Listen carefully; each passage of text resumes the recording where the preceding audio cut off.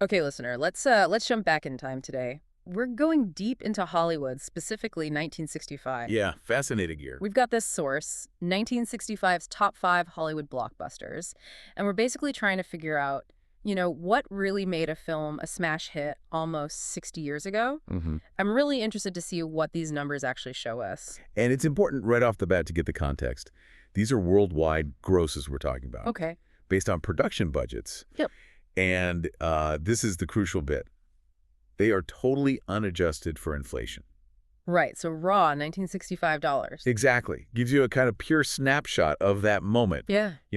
How audiences spent their money back then without looking through today's economic lens. That's what makes this interesting, I think. It's not skewed by hindsight. So, okay, let's unpack this. What jumps out first when you look at these top 5? Well, you absolutely cannot miss The Sound of Music. Yeah. It's just monumental. The numbers are pretty staggering, aren't they? They really are. Budget was $8.2 million.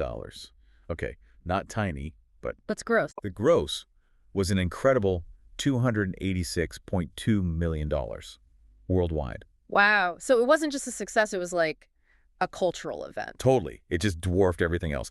And importantly, it didn't even have the biggest budget of the top films. That's the fascinating part. So while Sound of Music is way up there, you still had other big hitters, right? Like Dr. Zhivago. Absolutely. Zhivago did really well. Pulled in $111.7 million, and that was on an $11 million budget. So still a very strong performer. Okay, solid. And then Bond, right? Thunderball was 65 too. Yep. Thunderball snagged the third spot, budget of $9 million, and it grossed $141.2 million. So Bond was already a huge global thing even then. Oh, yeah. That franchise had serious reach. It really shows that spectrum of success. And then there's one with a slightly smaller profile, maybe? Those magnificent men and their flying machines? Right. That one's interesting, too. More modest, you could say.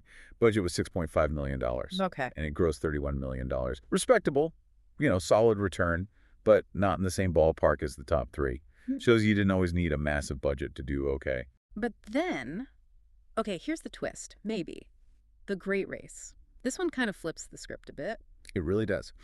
Because The Great Race had the highest budget of all these top 5 films, $12 million.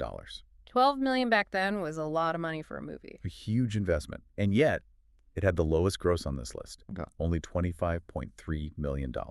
Ouch. So big budget definitely didn't equal big returns in that case. Not at all. It's a really stark contrast, isn't it? Yeah. A clear example that just spending more wasn't the guaranteed path to blockbuster status. So if we kind of connect the dots here, what's the big picture? Well, you see this really wide range. Yeah. Budgets go from $6.5 million up to $12 million.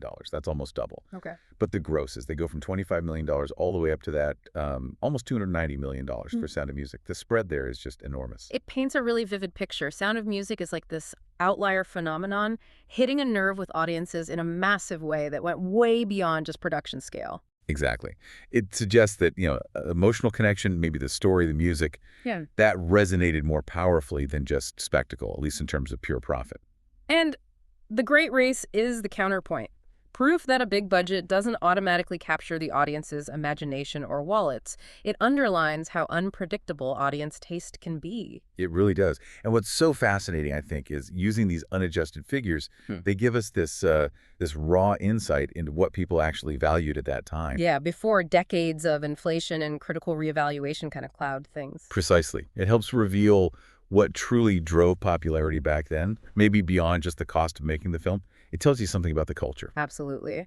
So thinking about these raw 1965 numbers, it makes you wonder, doesn't it? What do you, the listener, think really defines a blockbuster? Is it just the opening weekend or the budget or something else? And this raises a bigger question, maybe. How does our view of these films, or any film really, change when we think about their lasting impact, their cultural footprint, beyond just those initial box office takings? Something to think about.